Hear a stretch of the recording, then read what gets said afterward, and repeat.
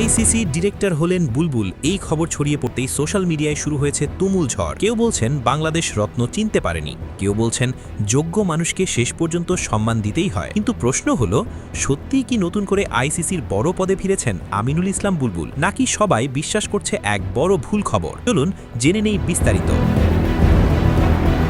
Bangladesh cricket বোর্ডের সাম্প্রতিক বড় পরিবর্তনের পর নতুন করে আলোচনায় উঠে এসেছেন সাবেক সভাপতি আমিনুল ইসলাম বুলবুল। হঠাৎ করেই সামাজিক যোগাযোগ মাধ্যমে ছড়িয়ে পড়ে তিনি নাকি আবারও আইসিসির ডিরেক্টর হয়েছেন। এই খবর ছড়িয়ে পড়ার পর অনেকেই তাকে অভিনন্দনে ভাসাতে শুরু করেন। কেউ লিখেছেন বাংলাদেশ রত্ন চিনতে পারেনি, আবার কেউ বলেছেন যোগ্য মানুষকে শেষ পর্যন্ত সম্মান দিতেই হয়। বিষয়টি এত দ্রুত ছড়িয়ে যায় যে কিছু মূলধারার সংবাদ মাধ্যমও যাচাই না করেই খবরটি প্রকাশ করে যায়। কিন্তু বাস্তবতা সম্পূর্ণ ভিন্ন। ঘটনা শুরু বাংলাদেশ ক্রিকেট বোর্ডের সাম্প্রতিক প্রশাসনিক পরিবর্তন থেকে। গত 10 এপ্রিল জাতীয় ক্রীড়া পরিষদের সিদ্ধান্তে ভেঙে দেওয়া হয় বিসিবির আগের পরিচালনা পর্ষদ। এরপর সাবেক অধিনায়ক তামিম ইকবালের নেতৃত্বে 11 সদস্যের একটি অ্যাডহক কমিটি গঠন করা হয়। এই নতুন কমিটির প্রধান হিসেবে দায়িত্ব পান তামিম ইকবাল।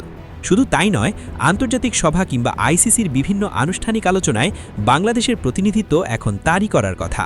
তাহলে বিভ্রান্তি তৈরি হলো কোথা থেকে? মূল কারণ হলো আইসিসির অফিসিয়াল ওয়েবসাইট। সেখানে এখনও বিসিবির প্রতিনিধি হিসেবে আমিনুল ইসলাম বুলবুলের নাম দেখা যাচ্ছে। আর এই পুরনো তথ্য দেখেই অনেকে ধরে নিয়েছেন বুলবুল নতুন করে আইসিসির ডিরেক্টর হয়েছেন। কিন্তু আসলে এটি কোনো নতুন নিয়োগ নয়, বরং তথ্য হালনাগাদের বিলম্ব। সাধারণত কোনো দেশের ক্রিকেট বোর্ডের নেতৃত্ব পরিবর্তন হলে সেটি আনুষ্ঠানিকভাবে আইসিসিকে জানানো হয়। এরপর আইসিসি তাদের ওয়েবসাইটে সেই তথ্য আপডেট করে। বিসিবির ক্ষেত্রেও সেই প্রক্রিয়া এখনও পুরোপুরি সম্পন্ন হয়নি, তাই পুরনো তথ্য এখনও তালিকায় রয়ে গেছে।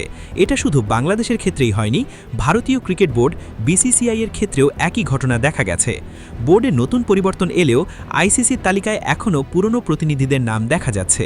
অর্থাৎ এটি কোনো বিশেষ ঘটনা নয়, বরং প্রশাসনিক আপডেটের স্বাভাবিক দেরি। তাই পরিষ্কারভাবে বলা যায় আমিনুল ইসলাম বুলবুল নতুন করে আইসিসির ডিরেক্টর হননি। তিনি এখনও তালিকায় আছেন শুধুমাত্র আইসিসির ওয়েবসাইটে তথ্য আপডেট না হওয়ার কারণে।